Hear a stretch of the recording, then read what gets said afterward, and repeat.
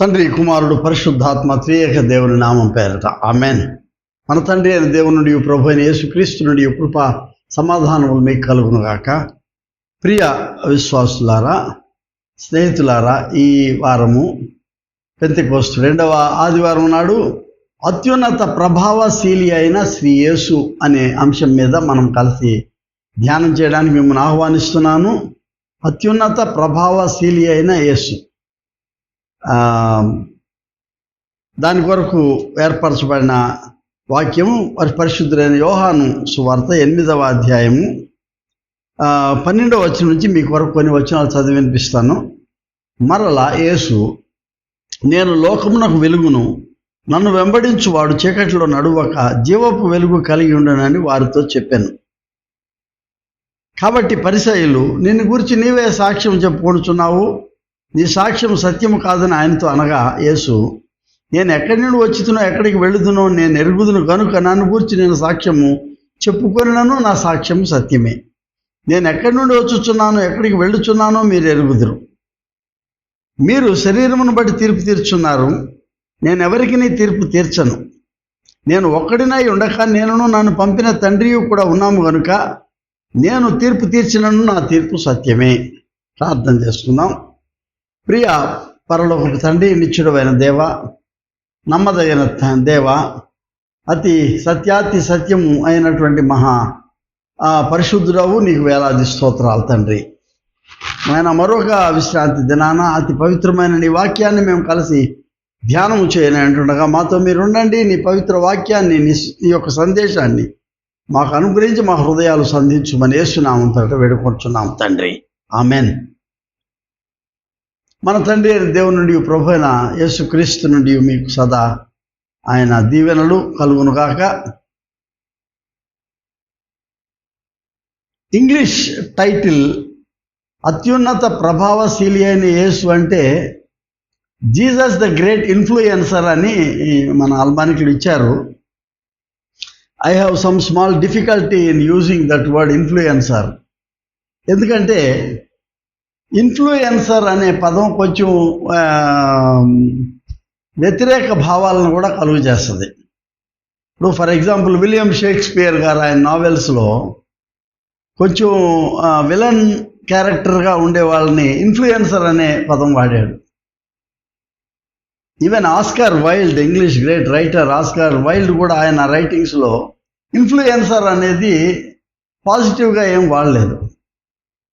నేను మన దేశంలో ఉన్న మహానాయకుల గురించి మాట్లాడేటప్పుడు there are positive influencers and there are negative influencers also.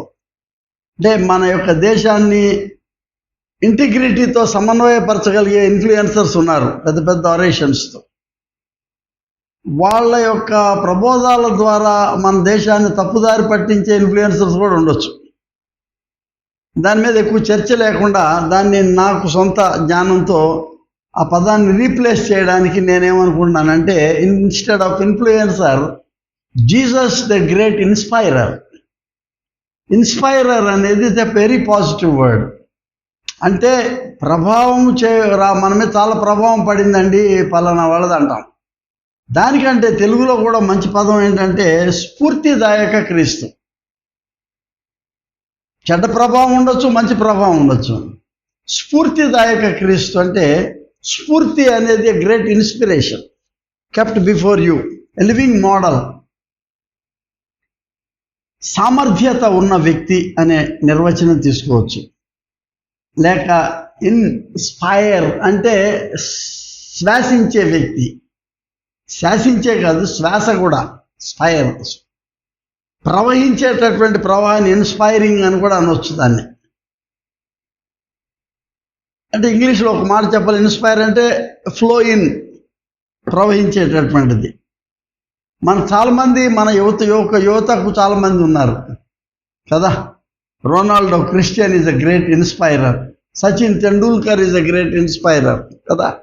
స్పీచెస్లో చాలామంది గ్రేట్ ఇన్స్పైరర్స్ ఉన్నారు, సెలబ్రిటీస్లో చాలామంది ఉన్నారు. ఇదంతా పక్కన పెడితే my own teachers are great inspirers to me. Consciously or unconsciously మన టీచర్లు ఎవరో ఒకరు ఇమిటేట్ చేయడానికి మనం ప్రయత్నం చేస్తాం. ఆ ఇన్స్పిరేషన్ ఎక్కడికి దారితీస్తుందంటే ఇమిటేషన్ కూడా. ఇమిటేషన్. ఇప్పుడు మనకు గ్రేట్ పర్సనాలిటీస్ ఉన్నాయి. మహాత్మా గాంధీ, రవీంద్రనాథ్ ఠాగూర్, వివేకానంద, ఇటువంటి వాళ్ళు గ్రేట్ టీచర్స్గా కూడా మనం తీసుకుంటాం. గ్రేట్ ఫిలాసఫర్స్ ఉన్నారు, సర్వేపల్లి రాధాకృష్ణన్, ఇటువంటి వాళ్ళంతాను. So inspiration we receive from them. యేసుక్రీస్తు జీవితంలో as inspirer Jesus I find at least 3 major characteristic features. 3 ప్రాముఖ్యమైనటువంటి గుణగణాలతో ప్రభు అయిన యేసు మనకు స్ఫూర్తిదాయకంగా నిలబడ్డాడు అని చెప్పడానికి. దేవుని కుమారుడు సరే దైవత్వంగా, మన ఆధ్యాత్మిక జీవితానికి, మన యొక్క సామాజిక లేదా నైతిక జీవితానికి, మన జీవితం రూపురేఖలను దిద్దేటటువంటి ఒక స్ఫూర్తిదాయకమైనటువంటి వ్యక్తిత్వాన్ని యేసువారిలో చూడాలంటే of course we find Jesus the inspirer as a teacher. యాక్చువల్గా ఇదివరకు ఆల్మానిక్లో జీసస్ ద టీచర్ అనే ఉండింది. దాన్ని మన వాళ్ళు ఏదన్నా మార్చాలన్న దృష్టిలో ఇట్లాంటి పెట్టినట్టున్నారు, ఇన్ఫ్లుయెన్సర్ అని.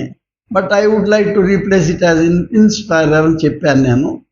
ఆయన ఆ స్ఫూర్తిదాయక క్రీస్తు, ఆయన బోధకుడు, మంచి బోధకుడు, సద్బోధకుడు, మంచి టీచర్. ఆయన ఎంత గొప్ప టీచర్ అనేది మనకి ఆయన మత్తయి సువార్తలో ఆయన ఇచ్చినటువంటి కొండ మీద ప్రసంగంతోనే మనకు ప్రారంభమైపోతూ ఉంది.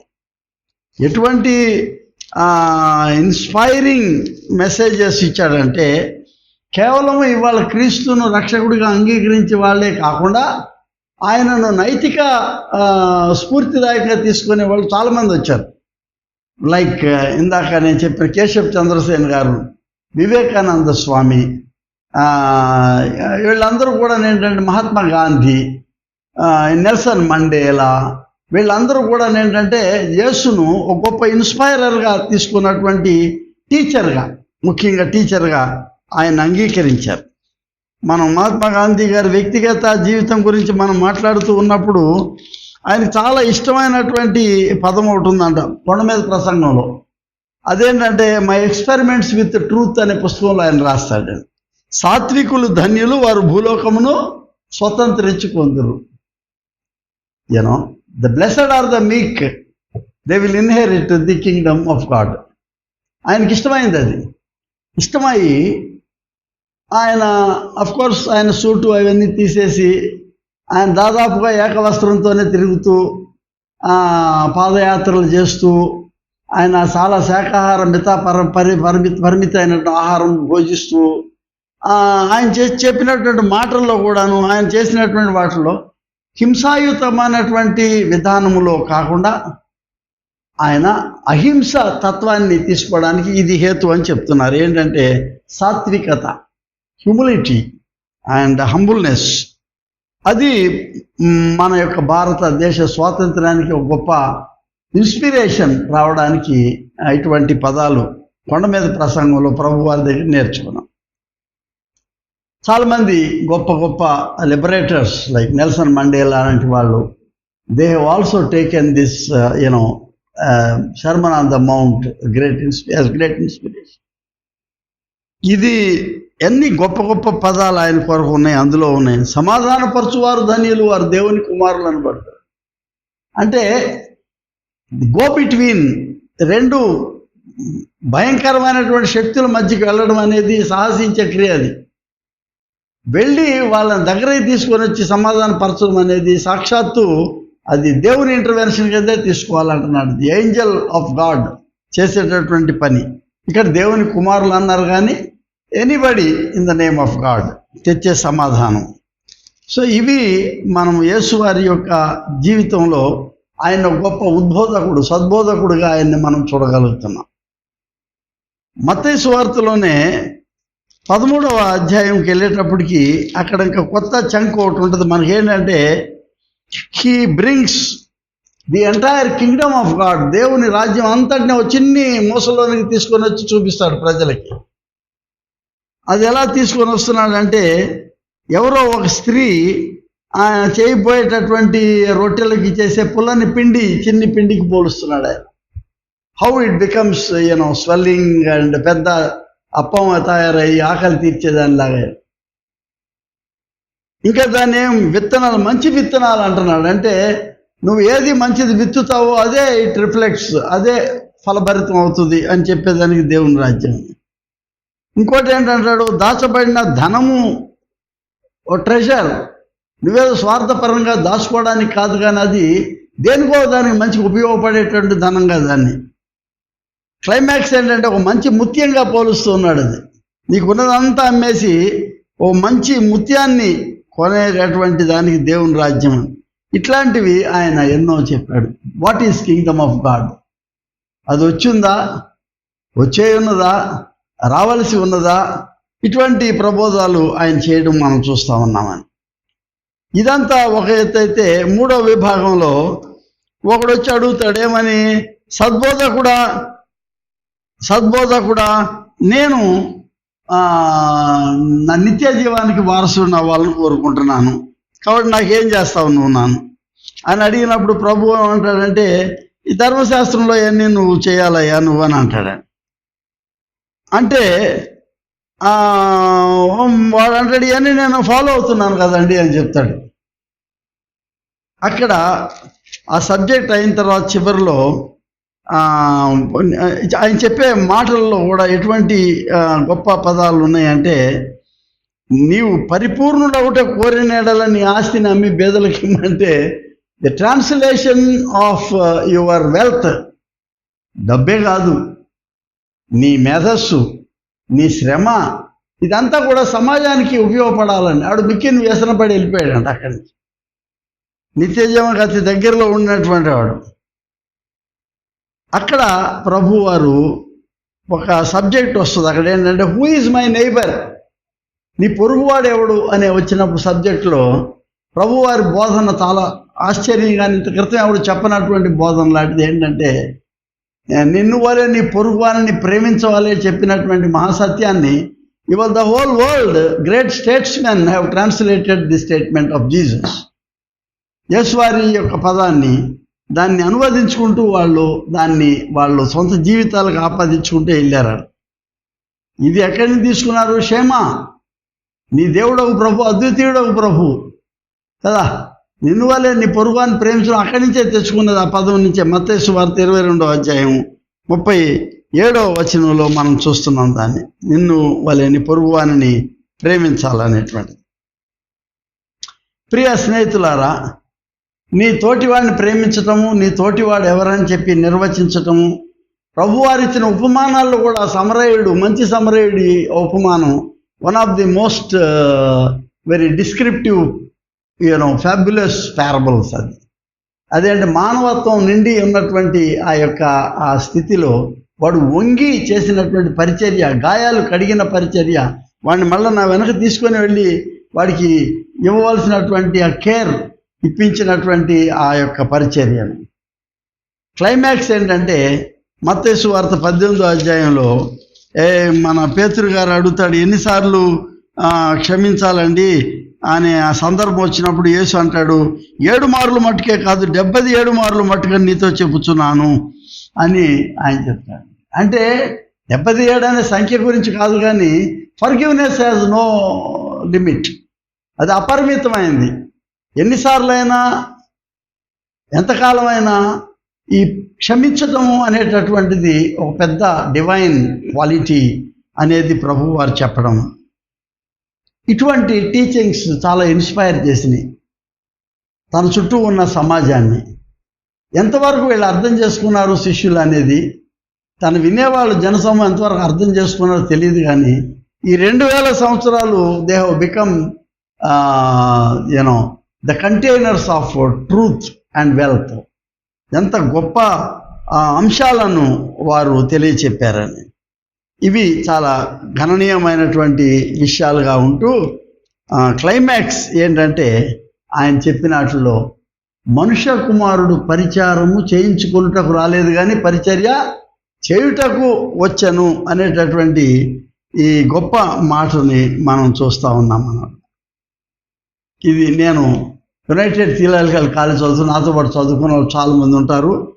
దాని మోటో ఎంట్రన్స్లోనే చెక్కి ఉంటుంది. అక్కడ ఏంటంటే డియాకోనేతేనాయ్ అల్లా డియాకోనేసాయ్ అని, అంటే పరిచర్య చేయించుకున్నటకు కాదు, పరిచర్య చేయుటకు. అదే క్రిస్టియన్ మెడికల్ కాలేజ్ హాస్పిటల్. ఇవన్నీ కూడాను 100 సంవత్సరాలు దాటిపోయి ఈ దేశంలో చేసినటువంటి పరిచర్యకు ఒక గొప్ప లివింగ్ ఎగ్జాంపుల్స్ లాగా కనబడుతున్నాయి. ఇది యేసు వారు ఇచ్చినటువంటి ప్రబోధన. Great teacher who has inspired millions of people around the world. ఈ కంట్రీ ఆ కంట్రీ అని కాదు, పెద్దవాళ్ళు చిన్నవాళ్ళు అని కాదు, డాక్టర్స్ ఇంజనీర్స్ అని కాదు, అందరినీ అన్ని రకాల ప్రజల్ని ఇన్స్పైర్ చేసినటువంటి ఎ గ్రేట్ టీచర్. ఆయన నిజంగానే సద్బోధకుడు ఆయన. రెండవది ఏంటంటే from inspiration we move on to the transformation. As inspirer, Jesus becomes ఇది ఇంగ్లీష్ తప్పు వర్డ్. ట్రాన్స్ఫార్మర్ అనేది మనిషికి వాడరు. ట్రాన్స్ఫార్మర్ అనేది ఒక వస్తువు అది కదా, మనం రేడియోల్లో టీవీల్లో అట్లా వాడేటటువంటి ట్రాన్స్ఫార్మర్ అట్లా కాదు. The one who brings transformation in the society, అంటే సమాజంలో మార్పుకు దోహదకారుడు ఈయన. రెండవ ఆలోచన, as inspirer Jesus is the one who brings transformation. Is the change maker. మార్పుకు ఆయన దోహదం చేసినటువంటి వాడు. చూడండి, మనం ఆయన 18 సంవత్సరాలు వంగిపోయినటువంటి స్త్రీ దగ్గరికి వెళ్ళి అమ్మా అని చెప్పి ఆమె లేవనెత్తాడంటే అర్థం ఏంటంటే to empower the one who is bending. వంగినటువంటి వారిని లేచి నిలవబెట్టడానికి, వాళ్ళ కాళ్ళ మీద వాళ్ళు నిలవబెట్టడానికి, వాళ్ళు నడిపించేదానికి దోహదం చేసినటువంటి వాడుగా.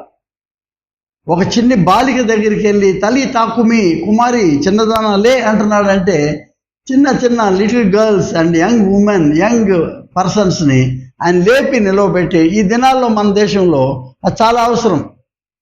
To inspire several families to upbring their children. వాళ్ళ పిల్లల్ని చదివించాలి. వాళ్ళ మిషనరీస్ ఆ ఇన్స్పిరేషన్ తీసుకొని భారతదేశానికి వచ్చి when they started the girls schools, ఎవరు ఇష్టపడలా, మేము పంపమండి, మా ఇళ్లలో లేదు గర్ల్స్ని పంపేది అని. బెంగాల్లో చాలా కోపం. రాజా రామ్మోహన్ రాయ్, కేశవ్ చంద్రసేన్ లాంటి రిఫార్మర్స్ వచ్చి లేదు ఇది మంచి క్రియ ఇదని బ్రహ్మ సమాజం స్థాపన చేసి దాని ద్వారా వాళ్ళు బోధించారు. అక్కడి నుంచి అది ఆ ఇన్ఫ్లుయెన్స్ మన తెలుగులో వీరేశలింగం పంతులు గారు, కందుకూరి వీరేశలింగం పంతులు గారు లాంటి, రఘుపతి వెంకటరత్న నాయుడు, ఇటువంటి వాళ్ళందరూ కూడా తీసుకొని ఏం చేశారంటే we will follow the principles. మంచి ఈ ఆలోచన ఇది, ఎంపవరింగ్ ది గర్ల్ చైల్డ్ కదా. వాళ్ళు సావిత్రిబాయి ఫులే వారు ప్రారంభించినటువంటి పాఠశాల మొట్టమొదటి గర్ల్స్ స్కూల్గా షార్కీ మచిలీపట్నంలోను 1845లో ఆల్రెడీ స్టాల్స్ షాడే ఈ స్కూల్స్ అన్నీ కూడా గర్ల్స్ స్కూల్స్ అని. హోబర్ట్ స్కూల్స్ ఉన్నాయి భారతదేశం అంతా కూడాను, ఈ జనానా పిల్లల కొరకు పెట్టిన స్కూల్స్. అంటే యవ్వనస్తులందరి గర్ల్స్కి కూడా ఎడ్యుకేషన్ కావాలి. వాళ్ళు ముసుగులు వేసుకొని చిన్న పిల్లలు ఇళ్లలో కూర్చోవడం రావాలి, బయటకు రావాలి, వచ్చి చదువుకోవాలని చెప్పినటువంటి ఆ తల్లి తాకుమి మార్పుకు దోహదకరం. యవనస్తులు నిర్జీవంగా పడి ఉండకూడదు, శవాల్లాగా ఉండకూడదు. వాళ్ళు ఉజ్జీవింపబడిన వాళ్ళగా నూతన జీవంతో డైనామిక్గా ఉండాలనే దానికి ఉదాహరణకి ఆ విధవరాలి కుమారుడు నాయని గవిని దగ్గర ఆ శవాన్ని తాకి ఆ యవనస్తుని లేవనెత్తుతాడు. ఎందుకంటే టు రివైవ్ ద యూత్. ఈ లోకంలో వాళ్ళు they are the dynamic force behind any country, any nation అనేటువంటి ఇన్స్పిరేషన్ ప్రభు వారు ఇవ్వడం జరిగింది, which transformed the whole world. ఆయన ఇది కాకుండా హీలింగ్ మినిస్ట్రీ ద్వారా, అంటే హౌ ఈ ట్రాన్స్ఫార్మ్డ్, ఎలా మార్పును తీసుకొని వచ్చాడని చెప్పేదాన్ని. మనకు ఉదాహరణ మార్కు 5వ అధ్యాయంకి వెళ్తాం మనం. అక్కడ ప్రభువారు ఆ గదరేని అనేటువంటి ప్రాంతానికి వెళ్ళినప్పుడు ఒకడు సమాధుల దగ్గర ఉంటాడు. ఒకడు ఆ సమాధుల దగ్గర తిరుగుతూ ఉండేవాడు, తాను గాయాలు పరుచుకొని ఆ చేతికి సంఖ్యలు ఉంటాయి అవన్నీ కూడా తెంచుకొని ఎల్లప్పుడూ రాత్రింబగళ్ళు కేకలు వేచు సమాధుల్లో తను తిరుగుతూ ఉంటే ప్రభు అక్కడికి వెళ్ళాడు. వాడు పరిగెత్తుకొని ప్రభు దగ్గరికి వచ్చినప్పుడు అదంతా తెలుసు మనకు, అది జరిగిందంతా. There was a conversation. And finally యేసువారు అతనిలో ఉన్నటువంటి ఆ సేనను బయటకు పంపించేస్తే వాడు స్వస్థ చిత్తుడై, he brings tranquillity and transformation in the life of a disturbed fellow. అల్లకల్లోలంగా ఉన్న తన జీవితాన్ని, తనను తాను గాయపరుచుకునేటటువంటి జీవితాన్ని స్థిమితపరిచి ఆయన పాద సన్నిధిలో నెమ్మది చేశాడు అతన్ని. ఎ గ్రేట్ ట్రాన్స్ఫర్మేషన్, భయంకరమైన పునర్రూపకల్పన అతని జీవితంలో నెమ్మదితనం వచ్చేసింది, స్వస్థ చిత్తుడై. అలాగే సమరయ స్త్రీ విషయం వచ్చేటప్పుడు కూడా మరి యోహాను సువార్త 4వ అధ్యాయంకి వెళ్ళేటప్పటికి అంటే అందరూ అనుకున్నట్టు ఆవిడేదో 5 భర్తలు అదంతా నేను చాలాసార్లు చెప్పాను.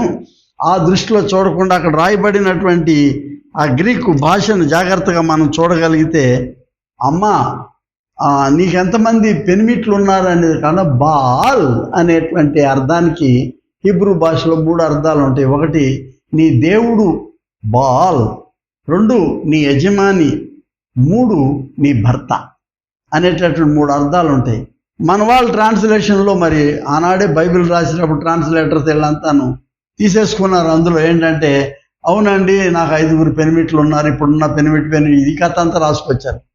వాళ్ళు 5 దేవుళ్ళని తెచ్చుకున్నారు అనేది ఆనాడు మనం అక్కడ చూస్తూ ఉన్నాం. ఎక్కడది 2వ రాజుల గ్రంథం 17వ అధ్యాయంలో 5 దేవతలని వాళ్ళు తెచ్చుకున్నారు.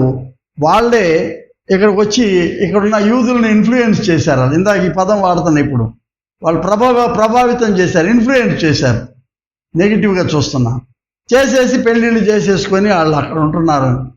అవునండి 5 దేవతలని మేము కూడా పూజ చేస్తున్నాం అని చెప్పడానికి బాల్ 5 దేవుళ్ళని మేము పూజిస్తున్నాం, ఇప్పుడు నేను పూజించే దేవుడు నిజమైన దేవుడు కాదని. అప్పుడు ప్రభువు చెప్తాడమ్మా, నిజమైన దేవుడిని తెలుసుకో, దేవుడు ఆత్మ కనుక ఆయన ఆరాధించేవారు ఆత్మతోనూ సత్యంతో ఆరాధించాలనేది. సమరయ స్త్రీ, she discovered messiah in the whole of the gospels. యేసుని మెస్సయగా గుర్తించినటువంటి ఏకైక స్థలం సమరయ స్త్రీకి అనుగ్రహించబడింది. She was privileged to discover the messiah in Jesus. ఆమె జీవితానికి ఒక ట్రాన్స్ఫర్మేషన్. కొండ అక్కడ పడేసింది, పరిగెత్తింది, ఆ ఊరు వాళ్ళందరినీ తీసుకొచ్చింది. She became the first evangelist in that village who brought the good news కదా, కెరిగ్మా ప్రొక్లమేషన్. వెళ్ళాలని తీసుకొచ్చి వాళ్ళని బోధ చేసింది.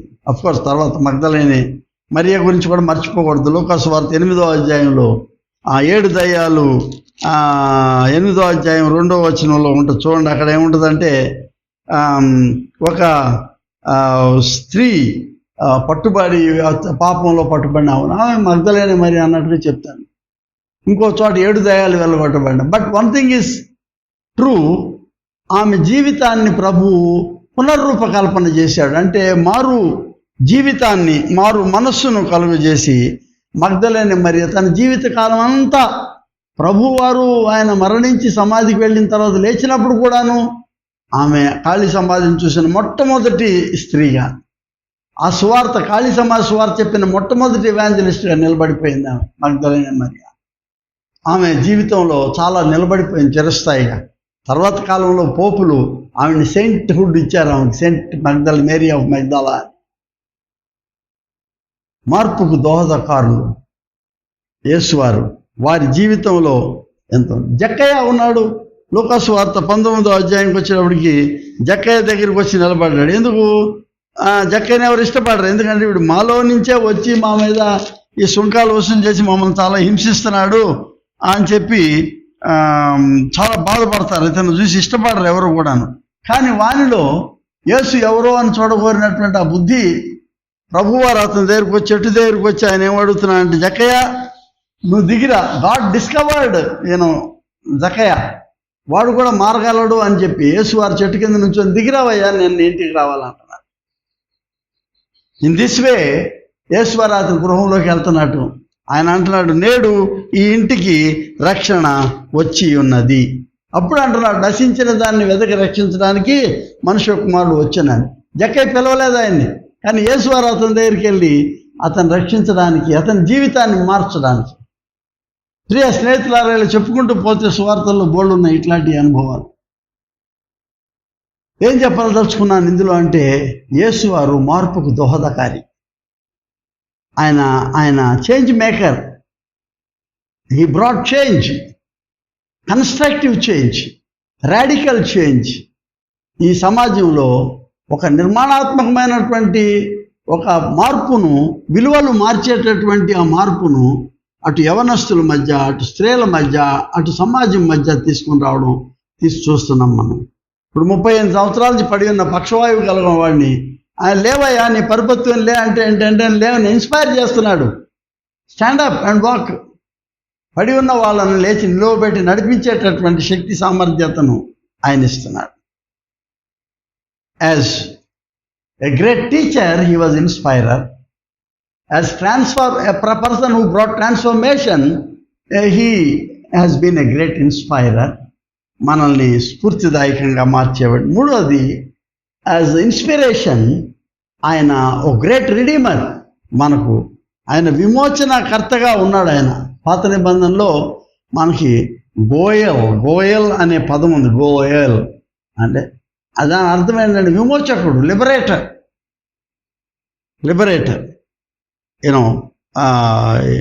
అంటే డు బై బ్యాక్, నీవు కోల్పోయిన దాన్ని తిరిగి కొనేదాన్ని బై బ్యాక్ అంటారు. అంటే ర్యాన్సమ్.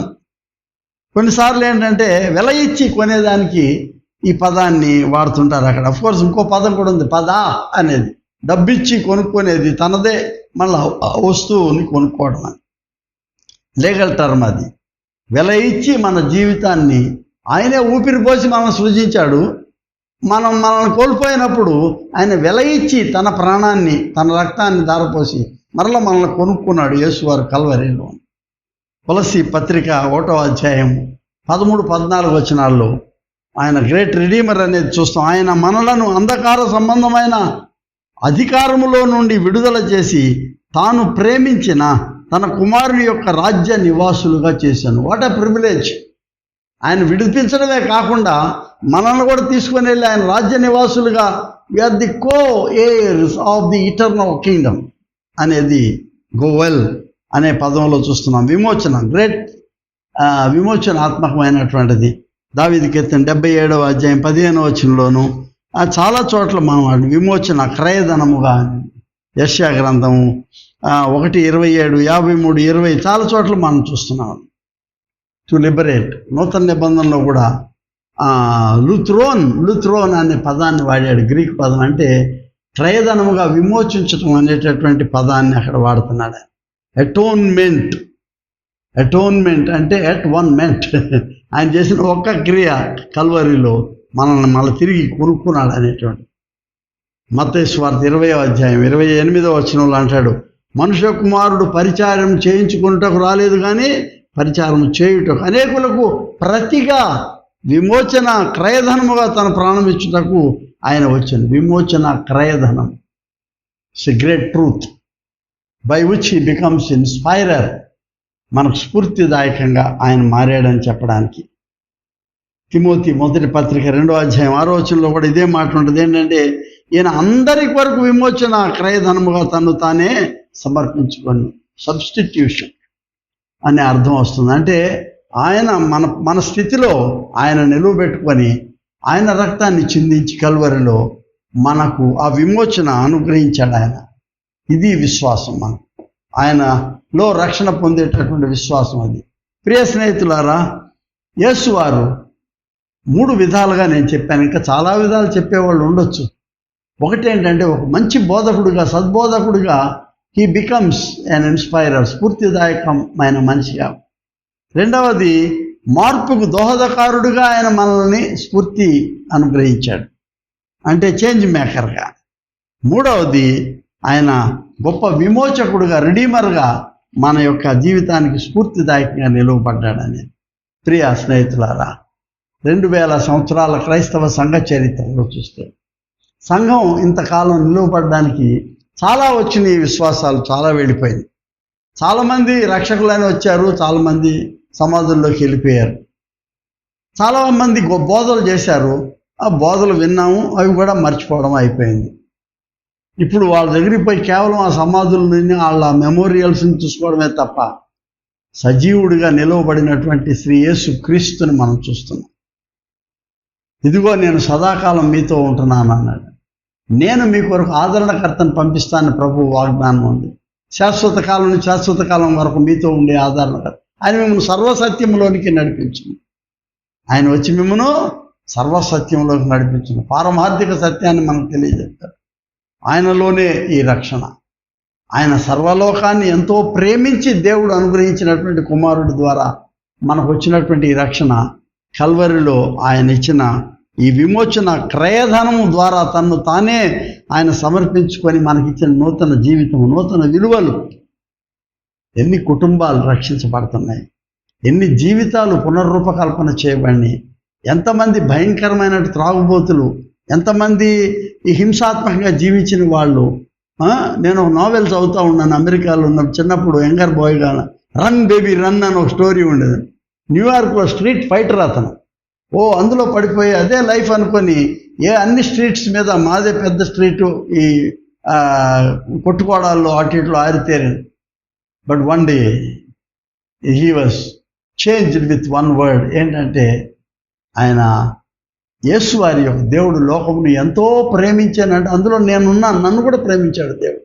నేనేంటి పిచ్చితనంగా పరిగెడతాం ఏంటి, ఈ హత్యలు ఏంటి, కొట్టుకోవడం ఏంటి, రక్త తర్పణలు ఏంటి అని. There are lot of people who received his message. అందుకే అంటాడు, నీకున్న ఆస్తి అంతా అమ్మి ఒక చిన్న విలువైనటువంటి వజ్రాన్ని, ముత్యాన్ని కొనుక్కుంటేనే అది దేవుని రాజ్యం అన్నాడు.